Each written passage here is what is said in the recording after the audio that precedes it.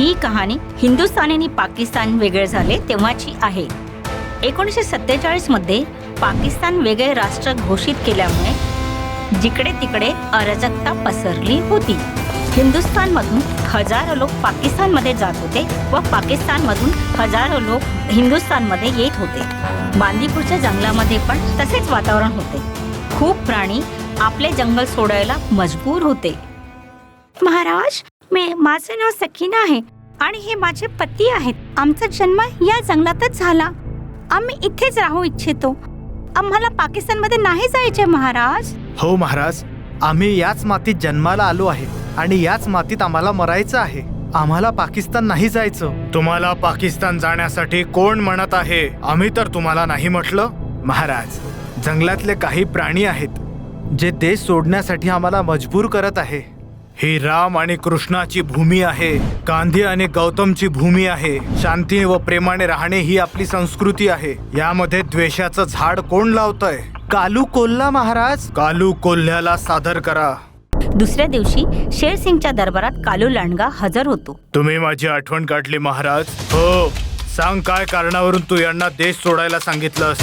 काय तू जंगलाचा राजा आहेस? क्षमा असावी महाराज, पण हे इथे नाही राहू शकत. आमच्या नेत्यांनी यांना जमिनीचा तुकडा दिलाय. आता यांना तिथेच जाऊन राहायला पाहिजे. आमचा बंटवारा करायचा अधिकार ह्या माणसांना कोणी दिला? आपण जंगलाचे रहिवासी आहोत आणि इथे आपलाच कानून चालणार. आणि आमची इच्छा आहे की जो आमच्या देशाशी वफादार असेल तोच इथे राहणार. पण महाराज, यांच्यापासून वफादारीची उम्मीद करणं हा मूर्खपणा असेल. नाही, यांच्या देशभक्तीवर शक करणं मूर्खपणा असेल. आपल्या देशासाठी जो पण वफादार असेल त्याला या देशात राहण्याचा पूर्ण अधिकार आहे. विचार करा महाराज, उद्या दोन्ही देशांच्या मध्ये सरहदची लकीर ओढल्या जाणार आहे. मला असं वाटतं की सीमेरेषेच्या तय होण्याच्या आधी यांनी इथून निघून जावं. हे कुठेही जाणार नाही.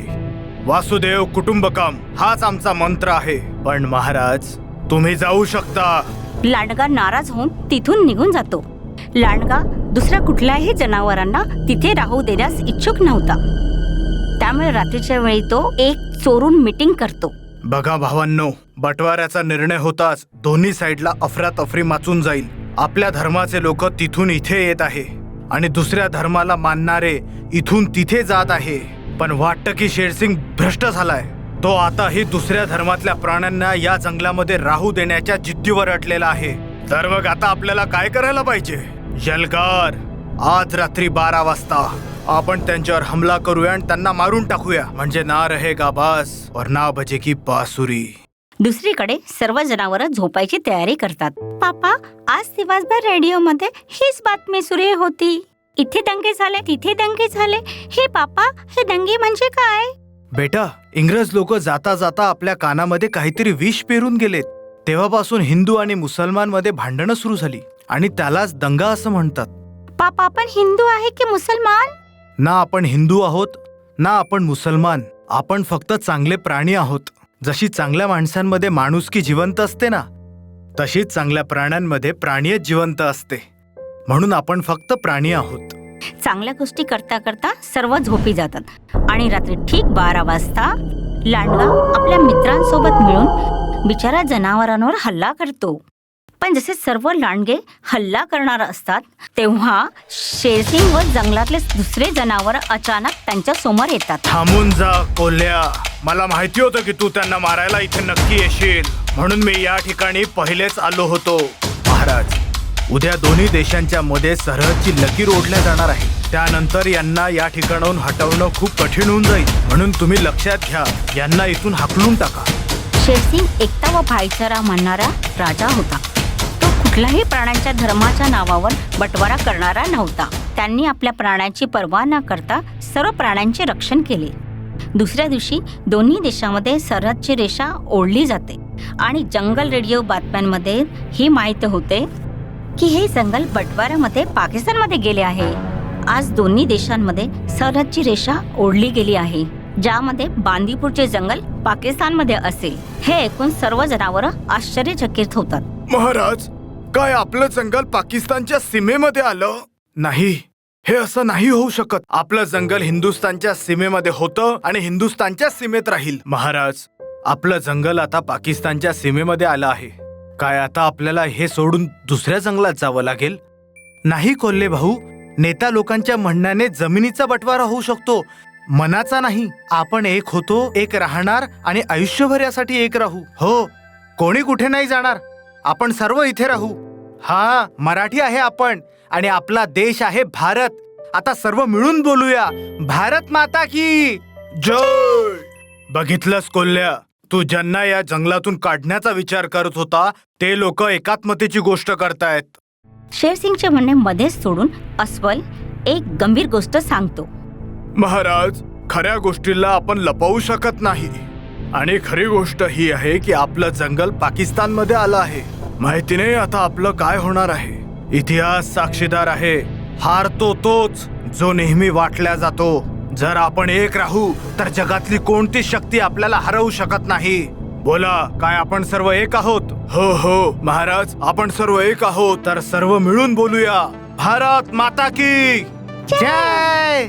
आता सर्व प्राण्यांनी मिळून हे ठरविले की कुठल्याही परिस्थितीमध्ये बांदीपूरचे जंगल हिंदुस्थानामध्येच राहील. त्यांना त्याच्यासाठी पाकिस्तानी सरकारचा विरोध करावा लागला तरीही. मग दुसऱ्या दिवशी सर्व प्राणी वजीर आझम जहांगीरच्या घरी जातात. सरकार, आम्ही बांदीपूर जंगलातले प्राणी आहोत. आमच्या सर्वांची इच्छा आहे की आमचं जंगल भारताचाच एक भाग बनून राहावं. यांना अंदर कोणी येऊ दिलं आहे? जनाब, हे विना सहमतीचेच अंदर आलेले आहे. तुम्ही लोक जाऊ शकता. मला तुमची कोणतीच गोष्ट नाही ऐकायची. आमची गोष्ट तुम्हाला ऐकावीच लागेल साहेब. तुमच्या मर्जीनं नाही तर आमच्या मर्जीनं. जनाब, आम्ही तुमच्याच धर्मातले आहोत, पण आम्हाला इथे राहायची इच्छा नाही. आम्हाला आमच्या आईपासून दूर नका करू साहेब. आम्हाला आमच्या आईपासून वेगळं नका करू. आम्ही कुठे तुमच्या आईला तुमच्यापासून वेगळं करतोय? तुम्ही तुमच्या आईला इथे आणू शकता. जनाब, आम्ही भारताला आमची भारत आई म्हणतो, भारत माता. तुम्ही तर आमच्या धर्मातले आहात. तुम्हाला तुमच्या देशापासून इतका लगाव का? कारण त्या देशाने आम्हाला सर्व काही दिलं आहे, दाना पाणी, इज्जत, शोहरत, सर्व काही. काय खरोखरच तुम्ही हिंदुस्थानवर इतकं प्रेम करत आहात? हो, आपल्या जीवापेक्षाही जास्त. अच्छा, तर त्याचं काही सबूत आहे तुमच्याकडे? हो, हर दिवशी दिवसातून 5 वेळा आम्ही सजदा करतो आणि आमच्या भारत मातेला नमन करतो. यापेक्षा जास्त काय सबूत पाहिजे? हे ऐकून वजीर आझम जहांगीर खान विचार करू लागतो. शेरसिंग जे म्हणतो त्या गोष्टीने वजीर आझमला हादरवून सोडले जाते. हे बघा सरकार, तुम्ही माणसं जिगरवाल्या माणसाला शेर दिल माणूस म्हणता, जेव्हा मी स्वतः शेर आहे. माझी गोष्ट लक्षात घ्या आणि माझ्या जंगलाला भारतातच राहू द्या. आणि मी जर असं नाही केलं तर मी स्वतःच रेषा काढून टाकेल. अडवू शकशील तर अडवून दाखव. खामोश होऊन जा गुस्ताखा. तुला माहिती आहे तू कोणाशी बोलतोय? हा, एका अशा माणसाबरोबर जो धर्माच्या नावावर धरती मातेचे 2 तुकडे करत आहे. नको करू इतका राग की 2 मनांचा बंटवारा होईल. उद्या असं न व्हावं की सर्व प्राण्यांचा बंटवारा होईल. गाय हिंदू म्हटल्या जाईल आणि बकरा मुसलमान म्हटल्या जाईल. जर असाच नफरतीचा वेग चालू राहिला तर सगळ्यांचा बंटवारा होऊन जाईल. नारळ हिंदू तर खजूर मुसलमान म्हटल्या जाईल. तुम्ही नेता लोक तर धर्माच्या नावावर रंगाचा सुद्धा बंटवारा करू शकता. भगव्याला हिंदू आणि हिरव्याला मुसलमान म्हणू शकता. माझ्या गोष्टीवर लक्षपूर्वक ऐका वजीर आलम. तुम्ही माणसं आपल्या आयुष्यात मस्त राहा आणि आम्हा प्राण्यांना आमच्या दुनियेत मस्त राहू द्या. उद्या पुन्हा येईल तुमचं उत्तर ऐकण्यासाठी. शेरसिंग गेल्यानंतर वजीर आझमची पत्नी फरीदा आपल्या पतीला म्हणते, इतकी मोठी गोष्ट किती सोप्या पद्धतीने सांगून गेला हा सिंह. मी तर म्हणते हा जे म्हणतोय ना ते ऐका, नाहीतर हा हिंदुस्थानचा शेर आहे. जंगलाच्या मोबदल्यात तो लाहोर, कराची, इस्लामाबाद पण घेऊन टाकेल. आपल्या बायकोचे म्हणणे ऐकल्यावर वजीर आलम विचार करू लागतो. दुसऱ्या दिवशी शेरसिंग जेव्हा दुसऱ्या प्राण्यांसोबत वजीर आलमच्या घरी येतो. शेरसिंग, आम्ही वफादाराची कद्र करतो. तू सिंहातला सिंह, बब्बर सिंह आहे, म्हणून आम्ही हा निर्णय घेतला आहे की तू बांदीपूर जंगलाचा राजा आहे. ते जंगल तुझं होतं आणि तुझंच राहणार. हे ऐकून सर्व आनंदित होतात. शुक्रिया. आणि हा शेरसिंग, आणि मला माहिती आहे की मी जर तुझं जंगल वापस नसतं केलं तर होऊ शकते की तू जंगलासोबत माझं लाहोर आणि कराची पण घेऊन गेला असता. म्हणूनच तुझी गोष्ट ऐकून मी निर्णय घेतला आहे की मी माझ्या आयुष्यामध्ये मस्त राहील आणि तू तुझ्या जंगलामध्ये मस्तीनं जगत राहा. हे ऐकून सर्व प्राणी आनंदित होतात आणि जंगलात येऊन आनंद व्यक्त करतात आणि सर्व मिळून म्हणतात, भारत माता की जय.